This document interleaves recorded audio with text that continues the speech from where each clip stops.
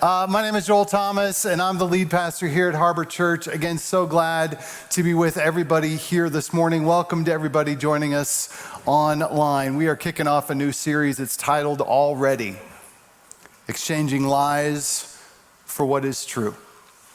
And so as we kick this off, I've got 4 phrases that I want you to hear. Right, because it's not by accident that you're here. You survived the rain. We're going to have snorkels available for you on the way out. Right, it's going to be great if you're here joining us in the room.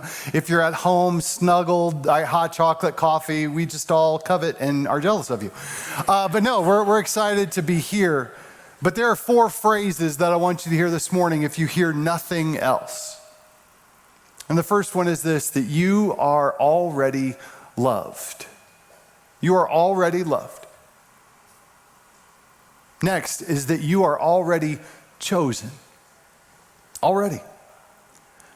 I want you to know that you are already forgiven and that you are already free. Right? We all come to this room, again, whether you're watching or listening online or in this room, you're not here by accident. And I believe a lot of the pain and the hardship in our life can be avoided, can be changed if we would believe the truth of these phrases. Because it's amazing how a single phrase can change everything. So my family, we're totally sucked into the NBA Finals, right? Go Nuggets, right? Excited for this. After 47 years, the Nuggets are in the finals for the first time, right? A best of 7 series, all of that. And the Nuggets, thankfully, right, they got out of the Western Conference Finals pretty quickly. They swept the Lakers, which brings me no endless amount of joy in my heart. And yet still we have to talk about LeBron. But anyway, right, swept then. So then we just kind of sat back and we're like, well, who are we going to play? Is it going to be the Celtics? Is it going to be the Heat? And they went through and it seemed like, well, Heat's just going to sweep this. They went up 3-0 on the Celtics, right? They got to game 5. All you got to do is win one more game. And they got blown out by the Celtics. They get to game 6. They're at home at their arena in Miami, right? You just have to win. The end of the game, 2 seconds left, right? They're up by 1. You just got to keep the Celtics from scoring a basket. Celtics inbound the ball. The guy steps up at the 3, shoots it. It dribbles around, right? Doesn't go in. And the arena starts to go bananas, right? They're going to the NBA Finals. They've won by 1, but no. The Celtics guy is underneath the hoop, right? Puts it up, and literally they show the replay. The ball leaves his hand with 0.1 seconds. Not 1 second, 0.1, literally the smallest amount they have on the counter.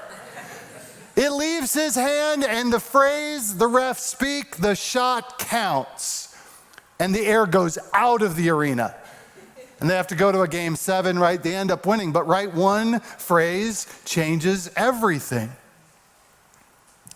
In September 2nd this year, I'll celebrate the one phrase that changed everything about my life as I stood in front of family and friends and I looked at my bride and I stood before God himself and I said, I do.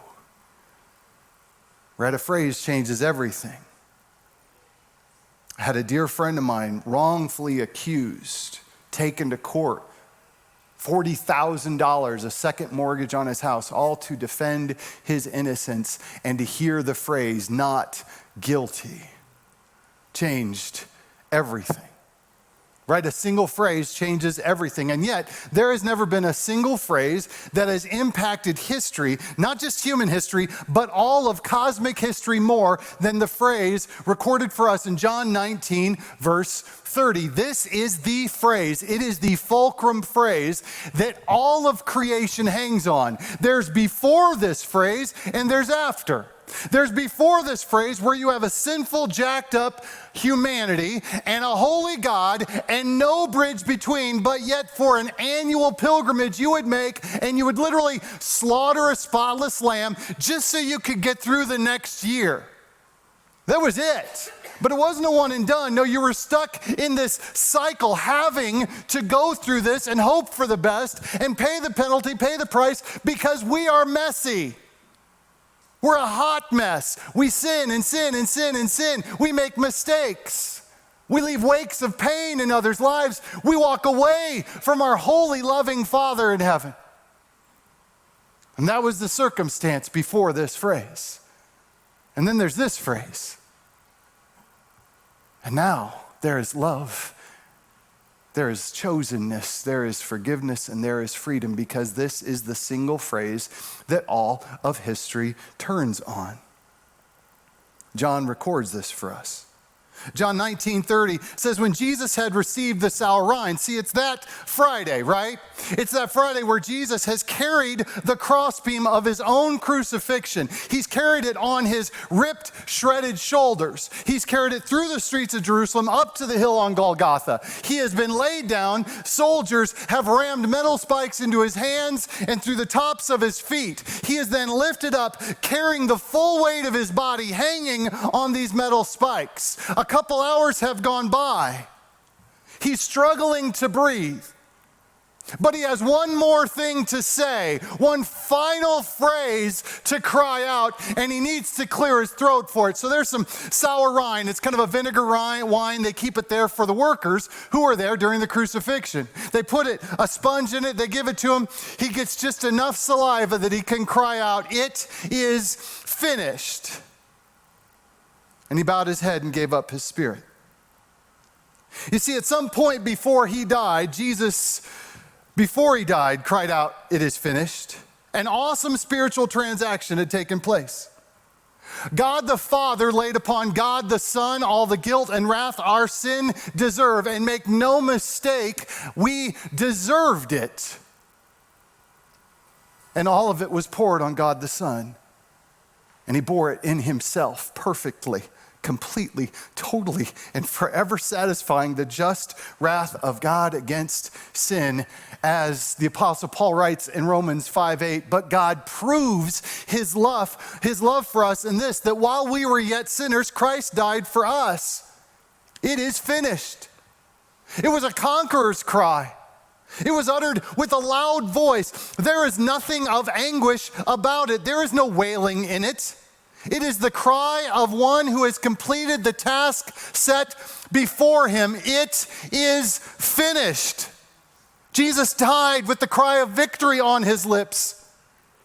This is not the moan of the defeated, nor the sigh of patient resignation. It is the triumphant recognition, as the commentator Morris said, that he has now fully accomplished the work he came to do. It is finished. And that verb there in the Greek, teleo, it was used in 1st and 2nd centuries in the sense of paying a debt.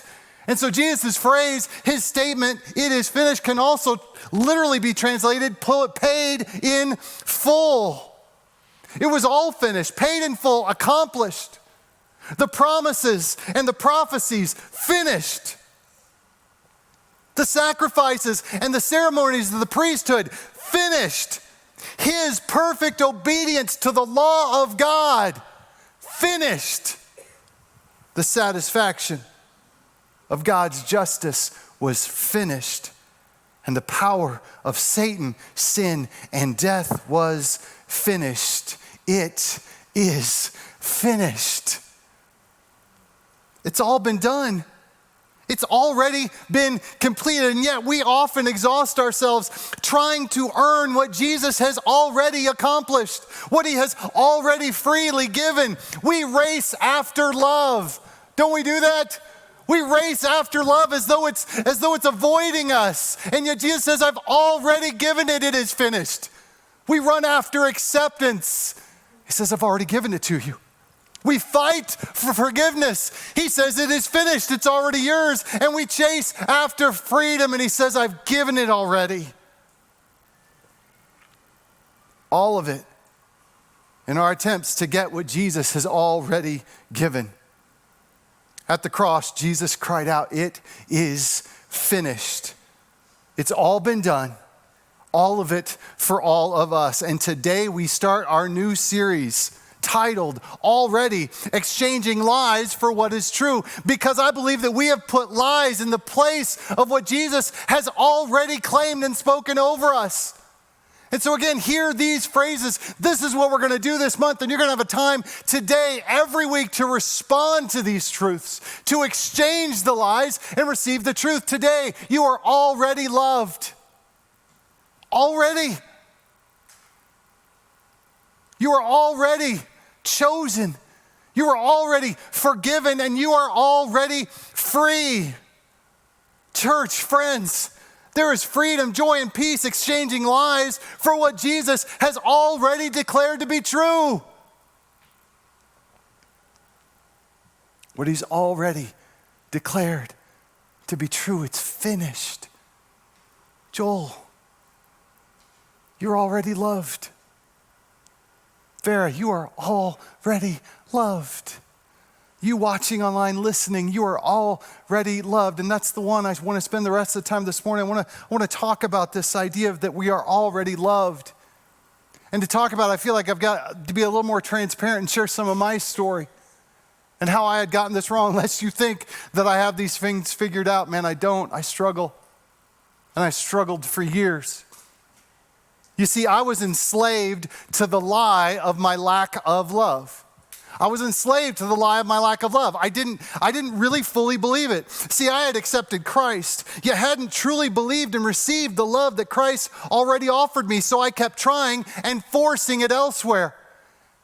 In my teens and in my early 20s, right, square peg, round hole, whatever, right, I just ran, I would chase after women I had no business being with, pursuing them, looking for them, because it's like, man, I just want to be loved because I didn't believe the truth that I already was. I had bought the lie. I'd made myself a victim of the classic 80s movie John Hughes line, I'd rather be with someone for the wrong reasons than be alone for the right ones. This singular lie that I wasn't already truly, fully loved caused me and others pain and hardship, and it was a cycle that I kept living out over and over and over again, all to seek after the thing that Jesus already said was mine. Unhealthy, hurtful, destructive relationships, all to get the thing that God said, it is finished. I've already given it to you, Joel. But I wouldn't believe it. I had to go find it. I had to seek after it. I had to earn it. I had to control it. I had to manipulate it. I had to go make sure that it was mine because I wouldn't believe what Jesus had already said was true. And because of that pain and hardship and the ripples of that throughout my life, really for years, my guess is I'm not alone in that. That all of us, to some degree, we've chased after the thing that God already said he gave us. There's a great story in Scripture I want us to look at here this morning that really lays out not only the story of believing a lie and walking away from the love God already gives us, but really the consequences therein. And then ultimately, it tells us about the character and the heart of God the Father. And many of you have probably heard it, maybe you've read it, but we're going to look at it again this morning. It's the story of the prodigal son. The prodigal son of a young man who would not believe what was already true that resulted in hardship in his life. We're going to pick it up in Luke chapter 15. I'm actually not going to put the verses up on the screen where they're not going to be even in your watching online, right? I want us to kind of experience for the first time, because the first time this story was told, it was spoken. And I think, like me, you will see yourself in this story. And so I'm going to read from the New Living Translation. If you got your phones, whatever, you can turn to that translation. But I'm going to pick it up here. We'll kind of pull it apart as we go. Luke 15, 11, and 12 records this. To illustrate the point further, Jesus told them this story. Pause there. Right, Jesus, the context here is he's trying to communicate. He's trying to share what is true of the character and heart of God the Father. And so he gives these three stories. You've got the lost sheep, the lost coin, and now the lost son, the prodigal son, all in an effort to communicate for all of us to understand what is true of God the Father. He says, to illustrate the point further, Jesus told them this story. A man had two sons.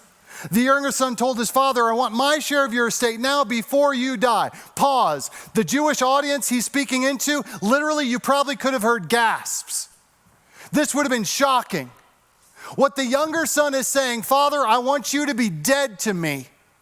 Because even though I already have everything that is yours, and I experience a great relationship with you, and you've given me all of your things, and nothing you have you told me not to have, I still don't believe it. I want you to be dead to me. And even though, right, the older son would have gotten 2/3 of the inheritance, the younger says, I want my third, I want it now, because I don't believe that I already have everything that you've given me. So his father agreed to divide his wealth between his sons. Verse 13, a few days later, this younger son packed all his belongings and moved to a distant land. And there he wasted all his money in wild living. Man, I pause there and I think about this. This is all right to demonstrate the love of the Father, the character, the nature of God the Father. Right, I look at this and of course, if you put this in a real context, of course the Father would have had multiple conversations with his son. Son, everything I have is already yours. We already have a great relationship. I've never told you no of anything that is mine already. But the son wasn't having it. No, I need to be in charge. I need to be in the driver's seat of my life, and I want what you are keeping from me, right? The son had believed the lie that we so often do, that with God, right, he is keeping something from us when in fact he is protecting something for us. And so the son leaves. He takes his inheritance. And the exact thing that the father, I'm sure, would have told him was going to happen, and the pain that he knew was going to happen happens. He wastes it all in wild living, and you can fill in the blank on what wild living is. All the sin, all the mistakes, everything. He's wasted his money. And then the thing that the son never could have anticipated, because he doesn't know the future, the next thing happens. Verse 14, about the time his money ran out, a great famine swept over the land, and he began to starve. Right? He couldn't have known that. But now he's stacking the consequences of his poor choices. Man, haven't we been there? Right? It's like, okay, it's bad enough I wasted all my money. Oh, shoot, the entire country is now starving. And so now he's just trying to find a job. He's trying to find work because he has no more money. And again, Jesus is speaking this into a Jewish context, Jewish audience. So what's the one job this son can finally find because he's starving? Is feeding and slopping pigs, which again would have been another gasp in the crowd because pigs are the lowest of the low, the most unclean animal. And this, as a Jew, is who you are feeding and working because that's all the work he could find. And he's slopping the pigs and he finds himself yearning for the actual slop that he's feeding the pigs. And it's here that he hits rock bottom. Verse 17, when he finally came to his senses, he said to himself, at home even the hired servants have food enough to spare, and here I am dying of hunger. You've heard the phrase, right? If you find yourself in a hole, then put down the shovel. Right? As dumb and as unwise as the son was, he'd hit the wall, he'd hit the bottom, and he finally puts the shovel down and he recognizes the reality of his circumstance. What am I doing? Even servants are provided for in my Father's house, right? He recognizes the reality, and then he does this in verse 18. I will go to my father and say, Father, I have sinned against both heaven and you, and I am no longer worthy of being called your son. Please take me on as a hired servant, right? He recognizes the reality of the situation, and then he humbles himself. He doesn't keep fighting against it. He doesn't get defensive. He doesn't blame anybody else. He doesn't wear the badge of victimhood in his life. He actually takes that badge off and puts on humility. And now he turns. Verse 20, so he returned to his father. And while he was still a long way off, his father saw him coming. Filled with love and compassion, he ran to his son, embraced him, and kissed him. And for those of us, maybe you've read the story, maybe not, right? The rest of the story is incredible. The son comes to him. He says the thing, I apologize. I've sinned against you and against heaven, and forgive me. And the father he's like, whatever. He throws a robe on his son. He puts the signet ring on his finger. He calls the servants, kill the fatted calf, for my son was lost and now he's found. Let's throw a party. But I want to go back to the second half of the verse. Right? We see that the father, what does he do? He runs, he embraces, and he kisses. And you're like, that's awesome. My question is why? Why does the father run, embrace, and kiss the son? What drove him to do it? Second half of the verse tells us. Because the father is filled with love. And friends, hear this. It is a love that was always and already there. Already the father had been filled with love before the son rebelled.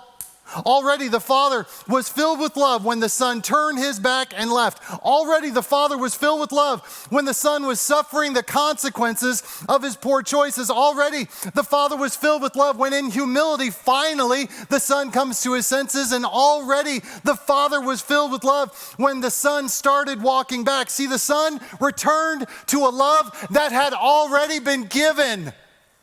Amen? Are you catching this? It was always there. It had already been offered. Friends, so much hardship can be avoided believing and receiving the love Jesus already offers us.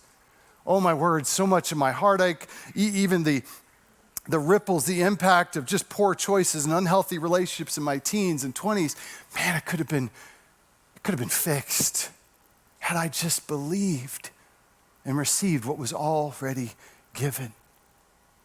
And so if you want to do that today, you want that phrase to forever change your life, then step one is this: recognize reality. We got to begin by recognizing reality. It's exactly what the son does, right? When he hits rock bottom, verse 17, when he finally came to his senses, right? He comes to himself and he says, at home, even the hired servants have food enough to spare, and here I am dying of hunger. He hit rock bottom. He realized the lie had nothing for him. It was true. It was false. It had led to pain and hardship in his life and the life of others, and he stopped and recognized the reality. Wait, my Father's love has always been there, even for his servants. Friends, today, church, would we recognize that God's love is already here? For God so loved the world, right? He doesn't say for God will love the world. No, he so loved the world, past tense, perfect, always onward, already there. The Old Testament tells us God looks at you and I and says, I have loved you with an everlasting love, always done, finished. It is finished. It's already there.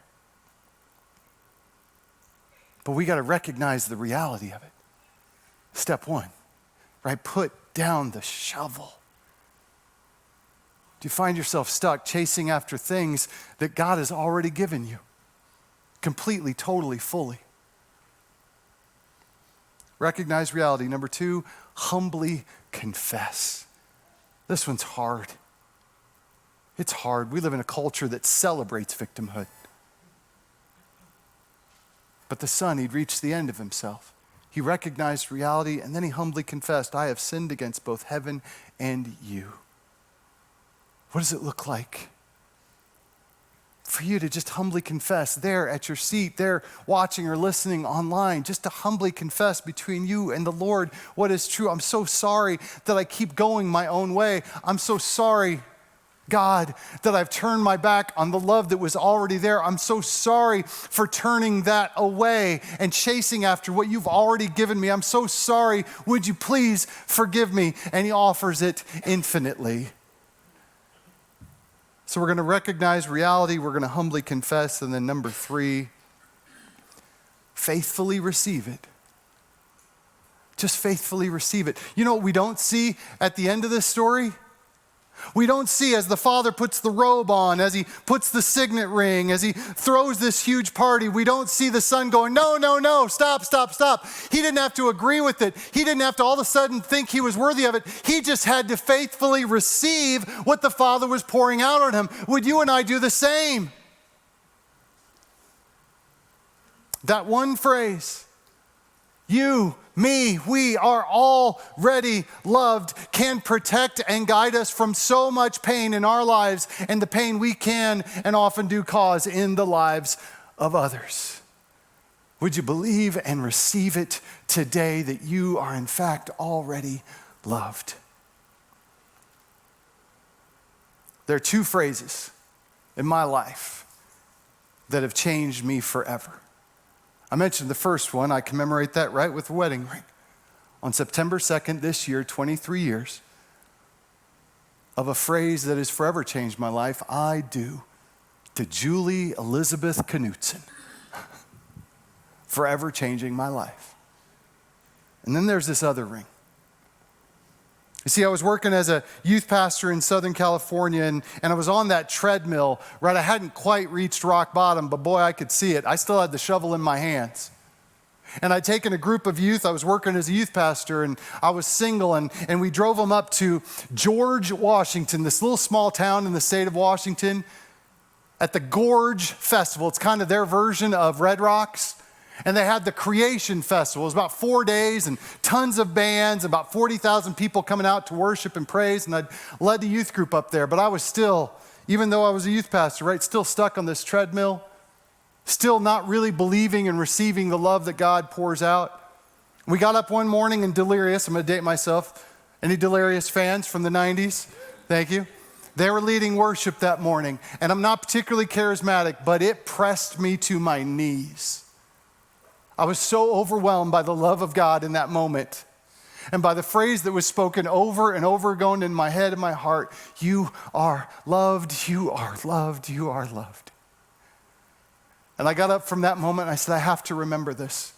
And before even going back to the camp, there were these little kind of booths. And I stopped and I bought this silly little silver ring with a cross on it to remind me that I'm already loved. Because with his last breath, he cried out, it is finished. I invite the band to come up, and we're going to wrap up this morning. Maybe you've done it in the past but lost sight of it. Maybe you've never really believed it. Man, would today be that day?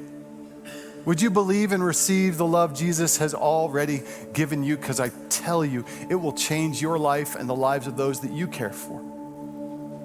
Because I believe that Jesus has already given us the love that we so desperately desire. So let us believe and receive it. Would you stand up with me here?